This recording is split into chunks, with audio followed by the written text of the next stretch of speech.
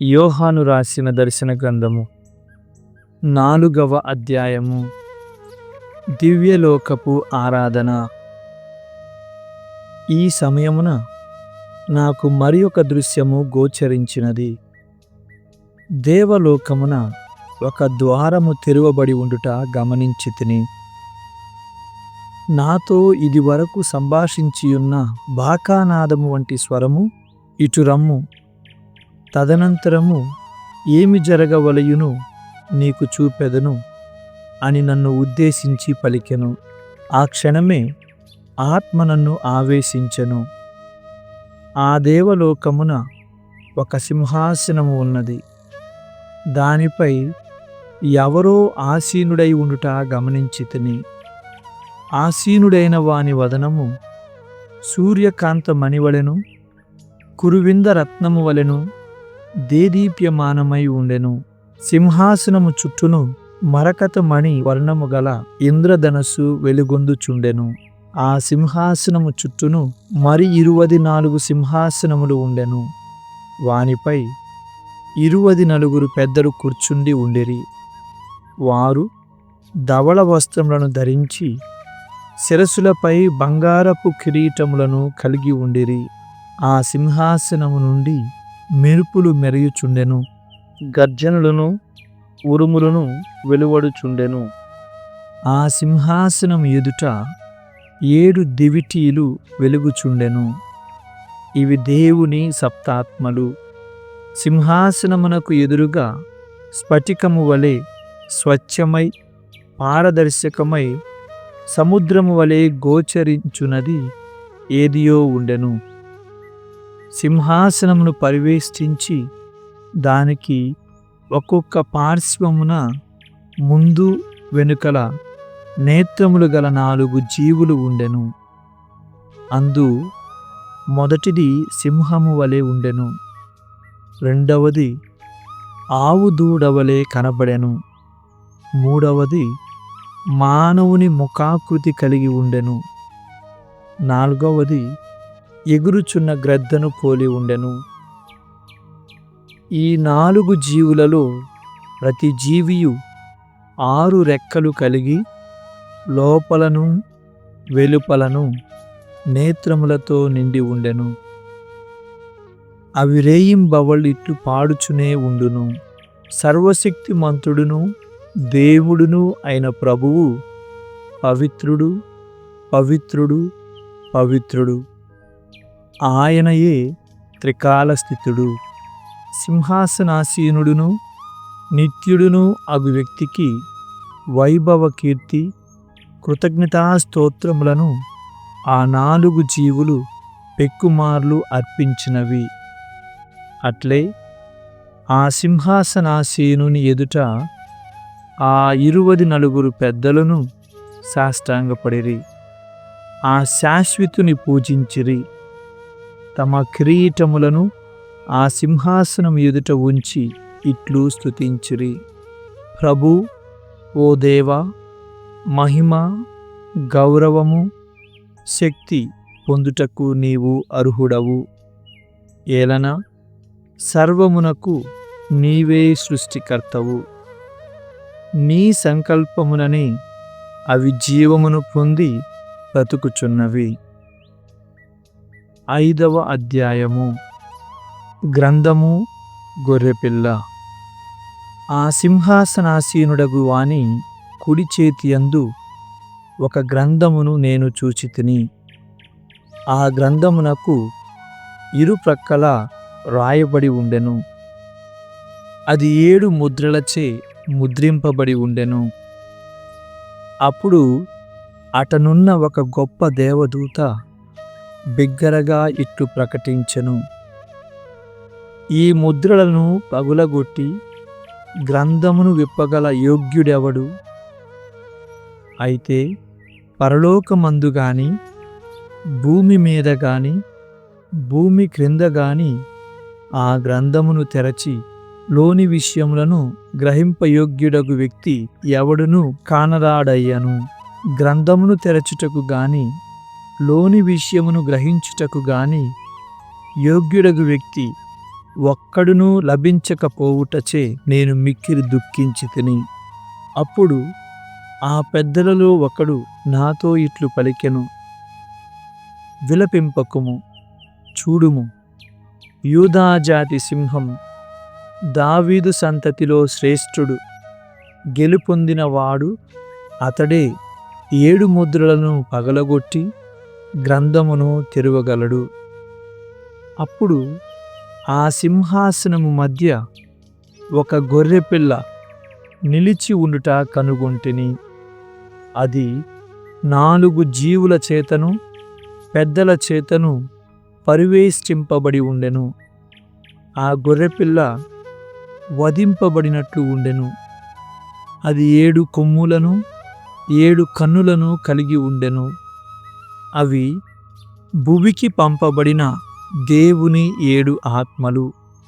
సింహాసనాసీనుడైన వ్యక్తి కుడి చేతి నుండి ఆ గొర్రెపిల్ల ఆ గ్రంథమును గ్రహించెను.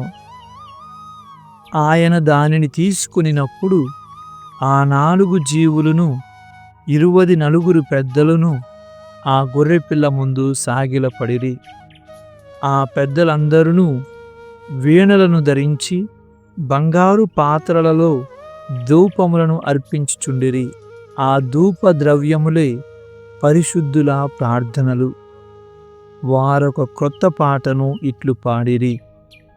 గ్రంథమును గ్రహించుటకు దాని ముద్రలను పగులగొట్టుటకు నీవు యోగ్యుడవు. ఏలయనా నీవు చంపబడి నీ రక్తము వలన ప్రతి జాతి నుండి, భాష నుండి, ప్రజల నుండి, తెగ నుండి దేవునకై ప్రజలను కొంటివి. మన దేవుని సేవించుటకు వారిని ఒక రాజ్యముగాను యాజకులుగాను చేసితివి.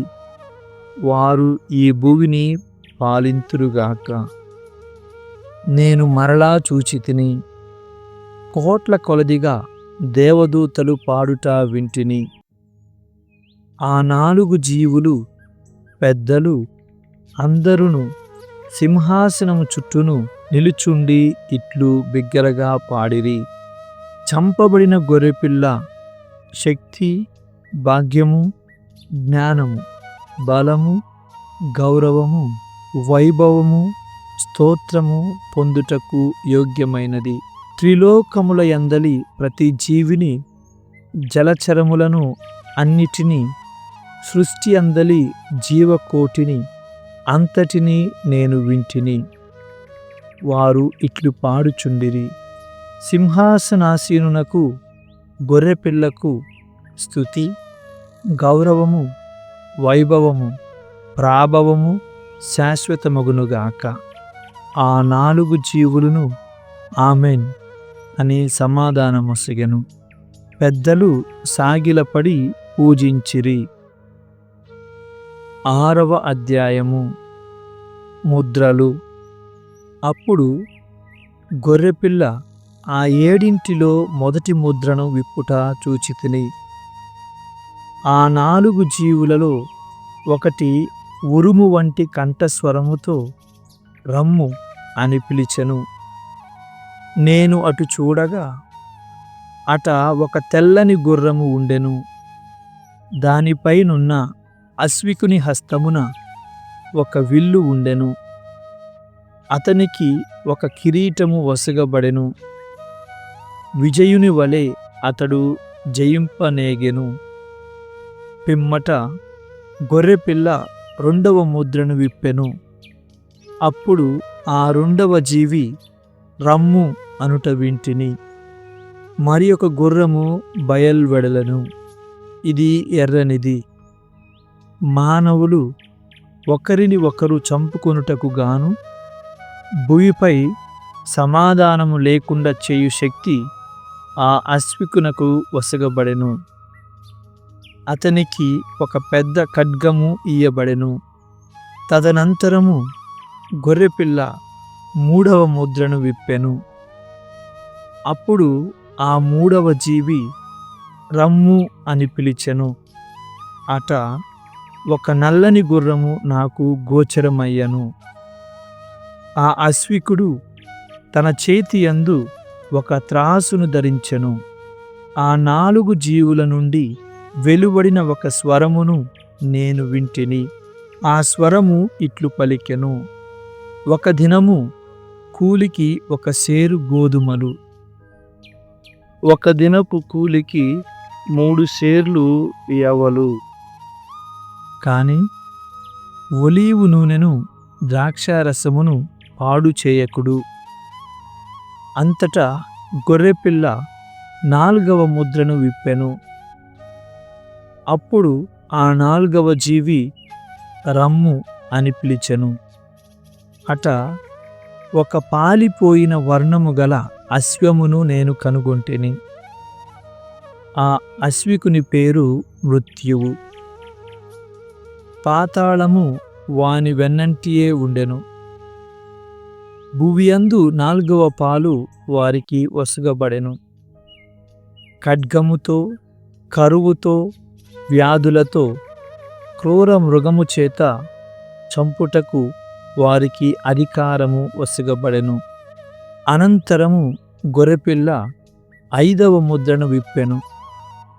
అంతటా దైవపీఠము కింద దేవుని వాక్కును ప్రకటించి విశ్వాసపాత్రులైన సాక్షులై తత్ఫలితముగా చంపబడిన వారి ఆత్మలను చూచితిని.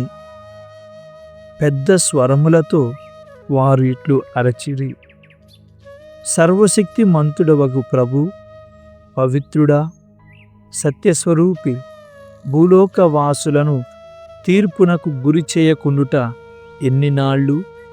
మమ్ము చంపినందులకు వారిని శిక్షించుట ఎన్నడూ? వారిలో ఒక్కొక్కనికి ఒక ధవళ వస్త్రము ఇయ్యబడెను. తమ వలనే చంపబడవలసిన తమ సహోదరుల సహసేవకుల సంఖ్య మొత్తము పూర్తి అయ్యేడు వరకు ఇంకనూ కొంతకాలము ఓపిక పట్టవలసినదిగా వారితో చెప్పబడెను. తరువాత గొర్రెపిల్ల 6వ ముద్రను విప్పుట చూచితిని. అంతటా ఒక భయంకరమగు భూకంపము సంభవించెను. సూర్యుడు కాంతి విహీనుడయ్యెను. అతడు ఒక నల్లని ముతక గుడ్డవలే ఉండెను. చంద్రుడు రక్తవర్ణము దాల్చెను.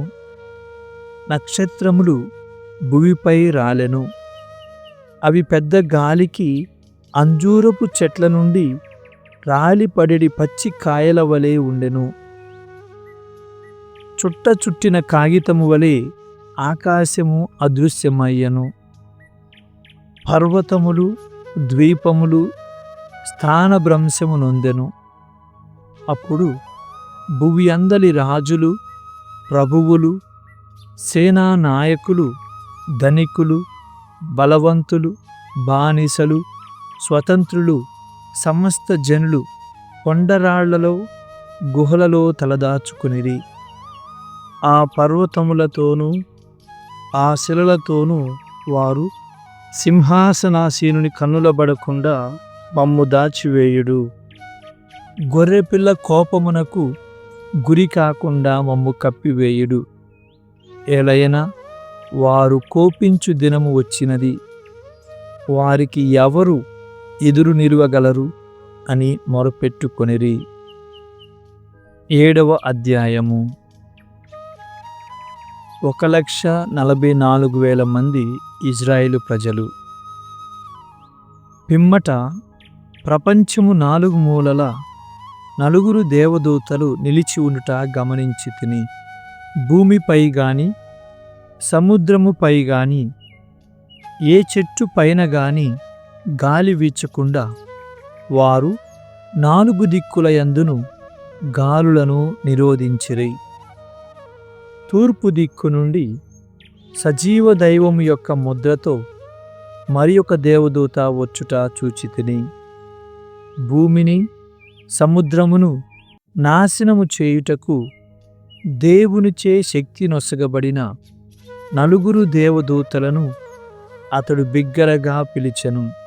మా దేవుని సేవకుల నుదిటిపై ముద్ర వేయు వరకు భూమిని గాని, సముద్రమును గాని చెట్లను గాని నాశనమొనర్పుకుడు అని ఆ దేవదూత వారితో పలికెను.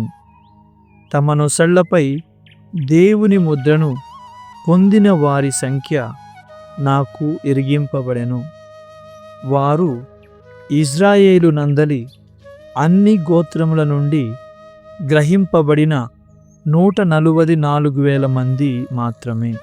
ముద్రాంకితులైన వారు యూదా గోత్రముల నుండి 12,000, రూబేను గోత్రము నుండి 12,000, గాదు గోత్రము నుండి మరి 12,000, ఆషేరు గోత్రము నుండి ఇంకొక 12,000, నఫ్తాలి గోత్రము నుండి వేరొక 12,000, మనష్షే గోత్రము నుండి ఒక 12,000, షిమ్యోను గోత్రము నుండి 12,000, లేవి గోత్రము నుండి 12,000, ఇస్సాఖారు గోత్రము నుండి వేరొక 12,000, జబులూను గోత్రము నుండి ఇంకొక 12,000, యోసేపు గోత్రము నుండి ఒక 12,000, బెన్యామీను గోత్రము నుండి 12,000 అటు ఉండిరి. గొప్ప జనసమూహము. తదనంతరము నేను అటు చూడగా అట ఒక గొప్ప జనసమూహము ఉండెను. ఆ జనసంఖ్య లెక్కకు మిక్కుటముగా ఉండెను. అందు అన్ని జాతుల వారు, అన్ని తెగల వారు, అన్ని వర్గముల వారు, అన్ని భాషల వారు కలిసి ఉండిరి. వారు సింహాసనమునకు గొర్రెపిల్లకు ఎదురుగా నిలిచిరి. వారు తెల్లని దుస్తులు వేసుకొని ఉండిరి. చేతుల యందు ఖర్జూరపు మట్టలను పట్టుకొని ఉండిరి. సింహాసనాసీనుడగు మా దేవుని వలనను ఈ గొర్రెపిల్ల వలనను మాకు రక్షణ లభించుచున్నది అని వారు బిగ్గరగా పలికిరి. దేవదూతలందరూ సింహాసనము చుట్టూను, పెద్దల చుట్టూను, 4 జీవుల చుట్టూను నిలిచి ఉండిరి. అంతట వారు సింహాసనమునకు ఎదురుగా సాష్టాంగపడి దేవుని ఆరాధించిరి. ఆమేన్. మన దేవునకు సదా స్తుతి, వైభవము, జ్ఞానము, కృతజ్ఞత, గౌరవము, ప్రాభవము, శక్తియు కలుగునుగాక. ఆమేన్ అని వారు పలుకుచుండిరి. ఈ తెల్లని దుస్తులు ధరించిన వారు ఎవరు? వారు ఎట నుండి వచ్చిరి అని పెద్దలలో ఒకడు నన్ను ప్రశ్నించెను. అయ్యా, నీకే తెలియును అని నేను అంటిని. భయంకర హింసను సురక్షితముగా అధిగమించిన వారే ఈ వ్యక్తులు. గొర్రెపిల్ల రక్తముతో తమ వస్త్రములను క్షాళనమునర్చుకొని వానిని తెల్లనివిగా చేసుకొనిరి. అందుచేతనే వారు దేవుని సింహాసనం ఎదుట నిలిచి రాత్రింబవళ్ళు ఆయన దేవాలయములో సేవలు చేయుదురు. సింహాసనాసీనుడగు ఆయన తన సాన్నిధ్యముచే వారిని రక్షించును. ఎన్నటికిని వారికి ఇక ఆకలి దప్పులు ఉండవు. సూర్యుడు గాని ఏ వేడిమి గాని వారిని దహింపదు. ఏలయన సింహాసనమునకు మధ్యనున్న గొర్రెపిల్ల వారికి కాపరి అగును. వారిని జీవజలము వద్దకు తీసుకొని పోవును. దేవుడు వారి నేత్రముల యందలి బాష్ప బిందువులను తుడిచివేయును అని ఆ పెద్ద నాతో పలికెను. పునీత పౌలు తీతుకు రాసిన లేఖ 1వ అధ్యాయము. దేవుని సేవకుడును యేసుక్రీస్తు అపోస్తులుడునైన పౌలు నుండి ఎన్నుకొనబడిన దేవుని ప్రజల విశ్వాసమునకు తోడ్పడుటకు భక్తి జీవన సంబంధమగు సత్యమును బోధించుటకును నిత్య జీవమును గూర్చిన నమ్మకమును వారి కొసగుటకును నేను ఎన్నుకొనబడితిని. ఈ నిత్య జీవమును దేవుడు చాలా కాలము క్రితమే వాగ్దత్తమునర్చెను. ఆయన ఎన్నటికినీ అసత్యమాడడు.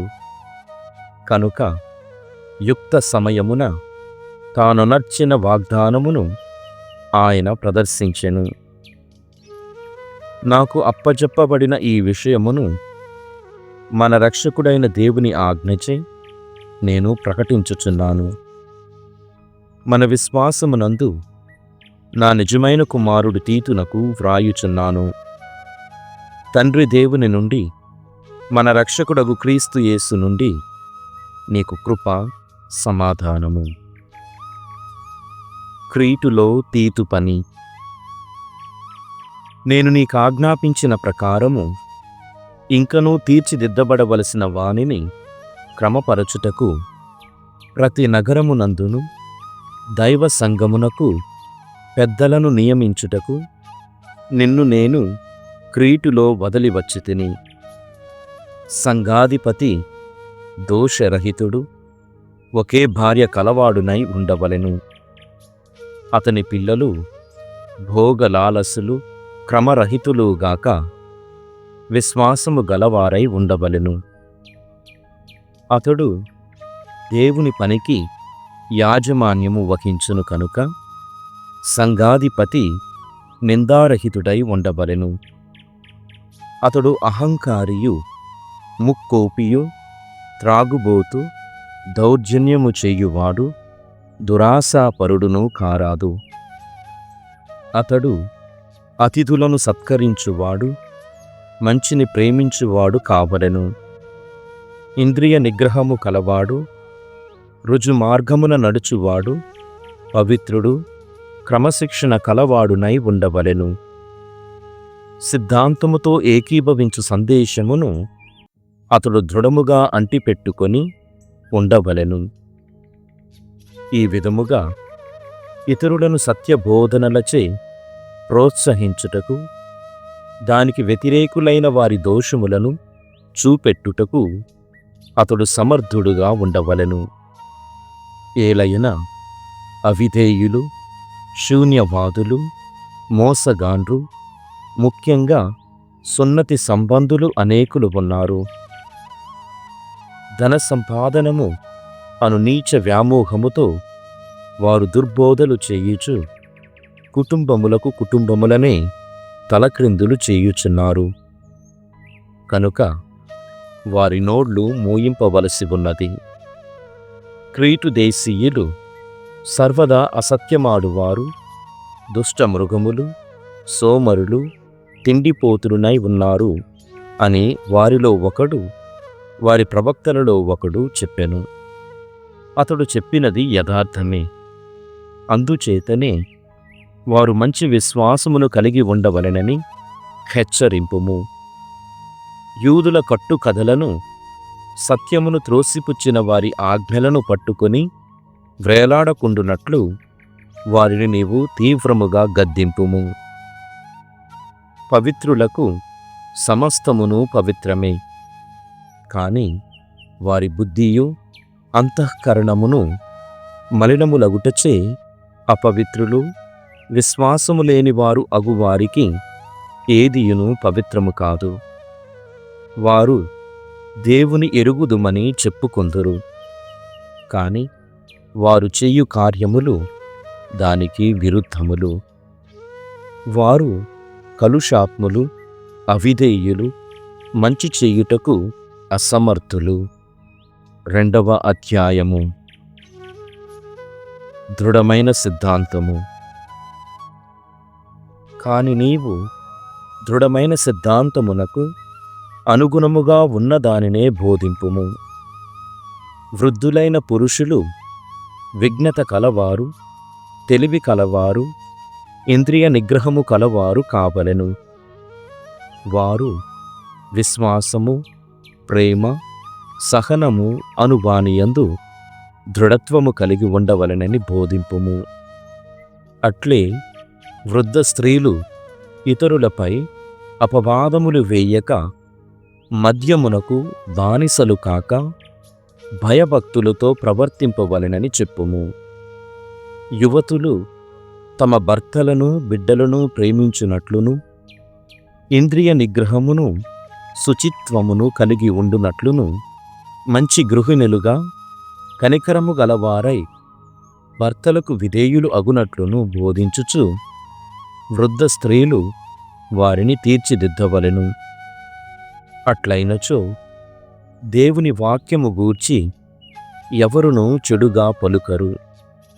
అదే విధముగా యువకులు ఇంద్రియ నిగ్రహము కలవారై ఉండవలనని ప్రోత్సహింపుము. అన్ని విషయములలోనూ నీవే వారికి మంచి పనుల యందు ఆదర్శము కావలెను. నీ బోధనల యందు నీవు మోసపూరితముగా కాక గంభీరముగా ఉండుము. విమర్శించుటకు వీలు లేని మంచి పదములనే ఉపయోగింపుము. అటులైన మనలను గూర్చి శత్రువులెట్టి చెడును చెప్పుటకు వీలు కలుగక సిగ్గుపడుదురు. సేవకులు యజమానులకు విధేయులై అన్ని పనులు వారికి తృప్తికరముగా చేయవలెను. వారికి ఎదురు పలుకరాదు, వారి నుండి దొంగిలింపరాదు. అన్ని విషయములందును వారు సర్వదా మంచివారును విశ్వాసపాత్రులని నిరూపించుకొనవలెను. ఏలయన ఇట్లు ప్రవర్తించుట వలన వారు మన రక్షకుడగు దేవుని గూర్చిన బోధకు గౌరవమును ఆపాదింతురు. సర్వమానవాళి రక్షణకై దేవుని కృప ప్రత్యక్షమయ్యెను. భక్తిహీనతను లౌకిక మోహములను విడనాడి ఇంద్రియ నిగ్రహము కలిగి రుజు మార్గమున పవిత్రమైన జీవితమును గడపవలెనని మనకు ఆ కృప బోధించుచున్నది. ఇట్లు ఇహలోకమందు జీవించుచు సర్వోన్నతుడగు మన దేవుని రక్షకుడగు యేసుక్రీస్తు మహిమ ప్రత్యక్షమగు శుభదినము కొరకు నిరీక్షణతో వేచియుండవలయునని మనకు ఆ కృప తెలుపుచున్నది. ఆయన సమస్తమైన దుర్నీతి నుండి మనలను విముక్తులను చేసి సత్కార్యముల యందు ఆసక్తి గలవారినిగా తన కొరకు పవిత్రపరచుకొని తన సొత్తుగా చేసుకొనుటకు తన్ను తానే మన కొరకు అర్పించుకొనెను. ఈ విషయములను బోధింపుము. ప్రోత్సహించునప్పుడు, గద్దించునప్పుడు నీ సంపూర్ణాధికారమును వినియోగింపుము. నిన్ను ఎవ్వడునూ నిర్లక్ష్యము చెయ్యకుండునుగాక. 3వ అధ్యాయము. క్రైస్తవ ప్రవర్తన. ప్రభువులకును అధికారులకును లొంగియుండి విధేయులై ఎట్టి సత్కార్యము చేయుటకైనను సంసిద్ధులై ఉండవలెనని నీ ప్రజలకు గుర్తు చెయ్యుము. ఎవ్వరిని గూర్చి కాని చెడుగా మాటలాడక, జగడమాడక, శాంతముగా ఉండి అందరితో సౌమ్యముగా ప్రవర్తించుచుండవలెనని వారికి బోధింపుము. మనమే ఒకప్పుడు మూఢులుగా, అవిధేయులుగా, మోసపోయిన వారముగా ఉంటిమి. సర్వ విధములగు మోహములకు, భోగములకు మనము దాసులమైతిమి. ఈర్ష్యాద్వేషములతో మన జీవితము గడిపితిమి. ఇతరులు మనలను ద్వేషించిరి, మనము వారిని ద్వేషించితిమి. కాని మన రక్షకుడగు దేవుని కృపయు ప్రేమయు ప్రత్యక్షమగుటతో ఆయన మనలను రక్షించెను. మనము చేసిన సత్కార్యముల వలన గాక తన కనికరము వలననే ఆయన మనలను రక్షించెను. పవిత్రాత్మ ప్రసాదించు నూతన జన్మమునకు, నూతన జీవితమునకు సంబంధించిన జ్ఞానస్నానము ద్వారా ఆ రక్షణ మనకు లభించెను. మన రక్షకుడగు యేసుక్రీస్తు ద్వారా పవిత్రాత్మను విస్తారముగా దేవుడు మనపై కురియించెను. ఆయన అనుగ్రహము వలన మనము నీతిమంతులమై మనము ఆశించు నిత్య జీవమునకు వారసులమగుటకు ఆయన అట్లు చేసెను. ఇది సత్యము.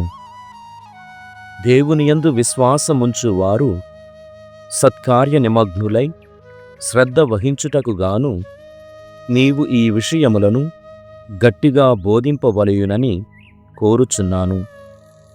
ఇవి మంచివియును మనుజులకు ప్రయోజనకరములునై ఉన్నవి. కాని మూర్ఖపు వాదములకును వంశావలులకును తగువులకును చట్టమును గూర్చిన వివాదములకును దూరముగా ఉండుము. ఏలయన అవి వ్యర్థమే కాని వాటి మూలమున ఏ ప్రయోజనమూ లేదు. మత భేదములను సృష్టించు వానికి 1-2 పర్యాయములు బుద్ధి చెప్పిన తరువాత వానితో ఎట్టి సంబంధము ఉంచుకొనకుము. ఏలయన అట్టివాడు పాపాత్ముడు. అతని పాపములే అతడు దోషి అని నిరూపించును. తుది ఉత్తరువు. నేను శీతకాలమును నికోపోలిలో గడపదలచితిని. కనుక నేను ఆర్తెమానైనను తుకికునైనను నీ యొద్దకు పంపినప్పుడు వెంటనే బయలుదేరి అచ్చటకు రమ్ము. న్యాయవాదియగు జేనాసును అపోలోను వెంటనే ప్రయాణము చేయించి పంపుము. వారి ప్రయాణమునకు కావలసినవన్నీయు చూడుము. మన ప్రజలు నిష్ఫలులు కాకుండా అవసరమును బట్టి సమయోచితముగా సత్కార్యములను శ్రద్ధగా చేయుట నేర్చుకొనవలెను. నా తోడి వారందరూ నీకు శుభాకాంక్షలు పంపుచున్నారు. మన విశ్వాసమును బట్టి మమ్ము ప్రేమించు వారందరకు మా శుభాకాంక్షలు తెలియజేయుము. దేవుని కృప మీ అందరితో ఉండునుగాక. సామెతల గ్రంథము 31వ అధ్యాయము. ఆదర్శ గృహిణి. యోగ్యురాలైన గృహిణి ఎచట దొరుకును? ఆమె పగడముల కంటెను విలువైనది. ఆమె పెనిమిటి ఆమెను విశ్వసించును. ఆమె వలన అతనికి చాలా లాభము కల్గును. ఆమె జీవించినంత కాలము అతడికి మంచినే కాని కీడును చెయ్యదు. ఆ గృహిణి నిత్యము ఉన్నిని నారను వడుకును. నిరంతరము ఆసక్తితో పని చేయును. వాణిజ్య నౌక వలె దూర ప్రాంతముల నుండి భోజన పదార్థములను తెప్పించును. వేకువనే నిద్రలేచి తన కుటుంబమునకు భోజనము సిద్ధము చేయును. పనికత్తెలకు పనులు ఒప్పగించును.